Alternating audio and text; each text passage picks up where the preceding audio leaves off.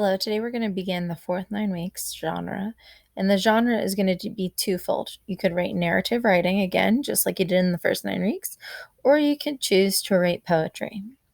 And as you're writing daily during the days that we are doing a writing lesson, you will be given an assignment, and that assignment, when you open it, will give you a dated entry. This will be the first entry for today, April 15th. Now, as you get that dated entry, you're just going to click down in here. I would recommend to take it off boldface and underline, and you're going to begin typing your original work. Make sure that as you type, that one, you're writing for 15 minutes during the writing video days, and make sure that you are writing an original piece thought up from your head. Do not Google, do not copy paste, because I will catch you. And when I do, you will get a failing grade for that day. You're going to get a passing grade for every day that you write an original work. Now, obviously, I know if you're choosing the narrative genre, you may be doing only a little bit per day of the story that you've created.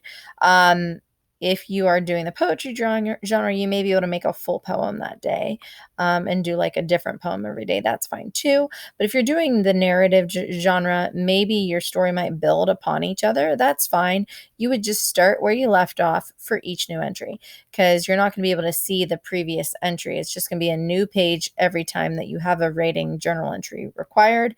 And for instance, the next writing day will be April.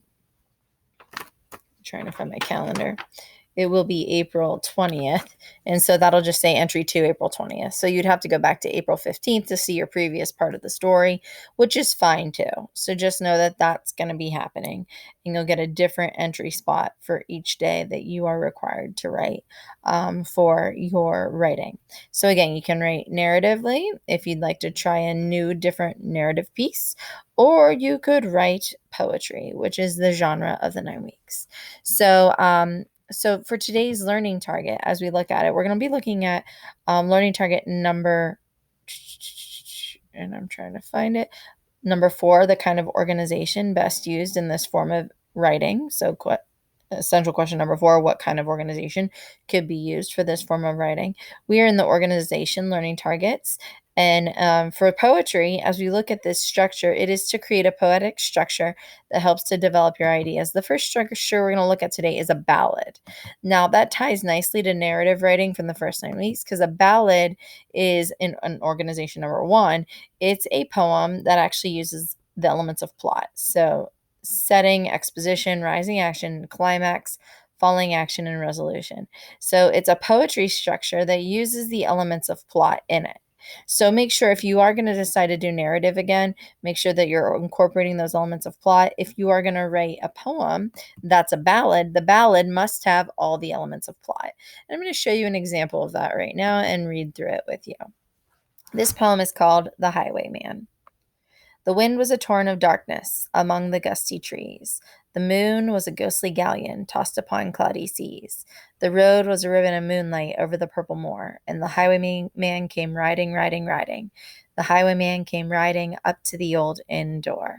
So we have the setting set as to be a spooky night. We have a character established, a highwayman. A highwayman is sort of like a stagecoach robber from the past, and he's approaching an inn, so again, approaching this setting.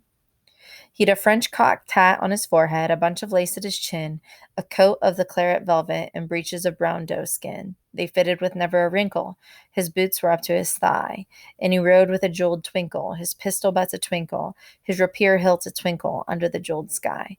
So we have some character description describing what he looked like, similar to that of a pirate, and we see what he looks like through this part of the character development of the exposition. Over the cobbles he clattered and clashed in the darking yard, and he tapped with his whip on the shutters, but all was locked and barred. He whistled a tune to the window, and who should be waiting there but the landlord's black-eyed daughter, Bess, the landlord's daughter, plaiting a dark red love knot into her long black hair. So again, we see another character come into play here. We have the landlord's daughter named Bess and some character description of her. And dark in the old inn yard a stable wicket creaked, where Tim the ostler listened. His face was white and peaked. His eyes were hollows of madness, his hair like mouldy hay. But he loved the landlord's daughter, the landlord's red-lipped daughter. Dumb as a dog he listened, and he heard the robber say. So now we have a third character named Tim the Ostler, and it seems like he's not described very pleasantly. It says his eyes were hollows of madness, hair moldy like hay. So we have him sitting here overhearing this conversation. So we may have the start of this antagonistic character overhearing the highwayman talk to Bess, the landlord's daughter. So this is what the robber said. One kiss, my bonny sweetheart, I'm after a prize tonight, but I shall be back with the yellow gold before the morning light. Yet if they press me sharply and harry me through the day, then look for me by moonlight, watch for me by moonlight, I'll come to thee by moonlight, though hell should bar the way. So we see that the highwayman, although he's a robber, he seems to be the protagonist here, and he and Bess are in love. So we have Tim the ostler overhearing this robber tell the landlord's daughter that he's going to come and take her away by midnight after he appears to possibly rob this stagecoach. So here's Tim the highwayman again. He rose upright in his stirrups. He scarce could reach her hand, but she loosened her hair in the casement. His face burnt like a brand as the black cascade of perfume came tumbling over his breast, and he kissed its waves in the moonlight. Oh, sweet black waves in the moonlight. He tugged at the rein in the moonlight and galloped away to the west. So we have the conflict established. We have Tim the ostler overhearing the highwayman and Bess's plans to run away together in the middle of the night, and then he hurries away into the moonlight to start us into our rising action after he kisses her. Here's part 2. He did not come in the dawning, he did not come at noon, and out of the tawny sunset before the rise of the moon, when the road was a gypsy's ribbon looping the purple moor, a redcoat troop came marching, marching, marching. King George's men came marching up to the old inn door. So we have the local law enforcement, the British soldiers, coming to this inn. One could maybe assume that Tim the ostler tipped them off here, but they are now approaching this inn, marching in like a big old troop of law enforcement. Again, this is more rising action. Remember, ballads use that element of plot. So they is the British redcoats. They said no word to the landlord. They drank his ale instead, but they gagged his daughter and bound her to the foot of the narrow bed. 2 of them knelt at her casement with muskets at their side. There was death at every window and hell at one dark window, for Bess could see through her casement the road that he would ride. Again, you can see it's getting more exciting. Bess knows that the highwayman's about to commit a robbery and then take her away into the night in like this sort of lover's retreat. And so she's nervous now because we've got this British troop taking her and using her as bait. It says they gagged her and tied her up to the foot of her bed. So obviously she's now being used as bait to get the highwayman after he commits this robbery. More rising action. They tied her up to attention with many a sniggering jest. They have bound a musket beside her with the barrel beneath her breast. Now keep good watch, and they kissed her. She heard the dead man say, Look for me by moonlight, watch for me by moonlight, I'll come to thee by moonlight, though hell should bar the way. So now we notice that not only is she tied up to the foot of her bed, but that she also is tied up with a gun, and that gun's barrel is pointed at her heart. And so she's tied up here with a gun pointed at her heart as she's waiting for her love to come and take her away in the night. These troops are like using her as bait to get him. So the conflict is getting very, very, very exciting at this point. She twisted her hands behind her, but all the knots held good. She writhed her hands till her fingers were wet with sweat or blood. They drenched and stretched in the darkness, and the hours crawled by like years, till now on the stroke of midnight, cold on the stroke of midnight, the tip of one finger touched it. The trigger, at least, was hers. We're now at that climax. We don't know what Bess is going to do.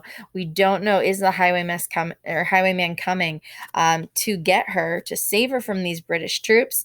But now we see that she has her finger on trigger of a gun that's pointed directly at her. So it's getting to the very, very, very highest point of action. We're at the climax of that plot diagram. The tip of one finger touched it. She strove no more for the rest. Up she stood, up to attention, with the muzzle beneath her breast. She would not risk their hearing. She would not strive again, for the road lay bare in the moonlight, blank and bare in the moonlight, and the blood of her veins in the moonlight throbbed to her love's refrain. Still again, we're in that climax. Tlot, tlot, had they heard it? The horse hoofs ringing clear. Tlot, tlot, in the distance. Were they deaf that they did not hear? Down the ribbon of moonlight, over the brow of the hill, the highwayman came riding, riding, riding. The redcoats looked to their priming. She stood up, straight and still. So again, now we hear the highwayman. Well, she hears the highwayman coming back. We're at that climax where we're not sure what's going to happen to Bess, what's going to happen to the highwayman. We have no idea. Tlot, tlot, in the frozen silence. Tlot, tlot, in the echoing night. Nearer he came and nearer. Her face was like a light. Her eyes drew wide for a moment. She drew one last deep breath, and her finger moved in the moonlight. Her musket shattered the moonlight, shattered her breast in the moonlight, and warned him with her death. He turned. He spurred to the west. He did not know who stood bowed with the head or the musket, drenched in her own red blood. Not till the dawn he heard it. His face grew gray to hear how Bess, the landlord's daughter, the landlord's black-eyed daughter, had watched for her love in the moonlight and died in the darkness there. So now we're in the falling action. Bess is dead. The highwayman is still alive. He's just found out that she killed herself to warn him that those redcoat troops were there to make him turn the other way. And we're going to have to see how this resolves. We're in the falling action now. Back he spurred like a madman, shouting a curse to the sky, without the white road smoking behind him, and his rapier banished high. Blood red were his spurs in the golden noon. Wine red was his velvet coat. When they shot him down on the highway, down like a dog on the highway, and he lay in his blood on the highway, with the bunch of lace at his throat. So he gets angry, and then he returns back to Bess to try to sort of, I guess, revenge her in the falling action. And he, obviously it's crazy, and he revenges her by ending up getting shot down by the British redcoats. And still of a winter's night, they say. We are now in the resolution.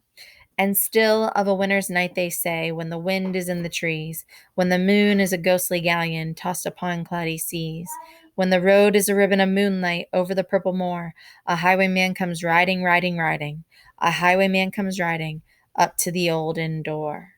Over the cobbles he clatters and clangs in the dark inn yard. He taps with his whip on the shutters, but all is locked and barred.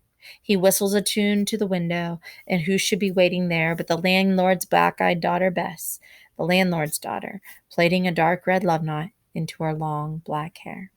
So it ends with this repetition, which is classic in poetry, but it also serves as the resolution. So sort of they are joined together to live in a ghostly world beyond death after this tragic sort of scenario unfolds in the resolution. So again, one type of poem that you could try to make on your own is a ballad. Notice how the ballad was rhymey.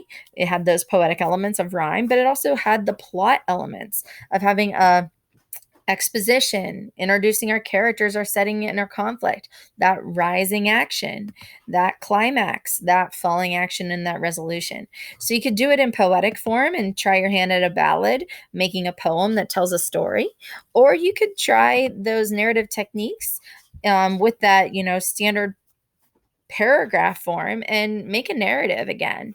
Either way, within today's lesson, you'll notice after this video, there's also a link to go into your writing journal and to make your first entry. So entry 1, April 15th, go ahead and open that up and write for 15 minutes. Don't forget to follow that with your MobyMax time. I will open these up and provide you comments and feedback for whatever writing you've chose to do. And again, please make sure it is your own original typing work. Don't copy and paste from the internet. Don't look up like, oh, what's the topic of a ballad? Just use your own mind and write for 15 minutes and figure out what you want to write. Remember, you can write either a ballad or some sort of poem. If you have any other background knowledge about poetry, you can try it out.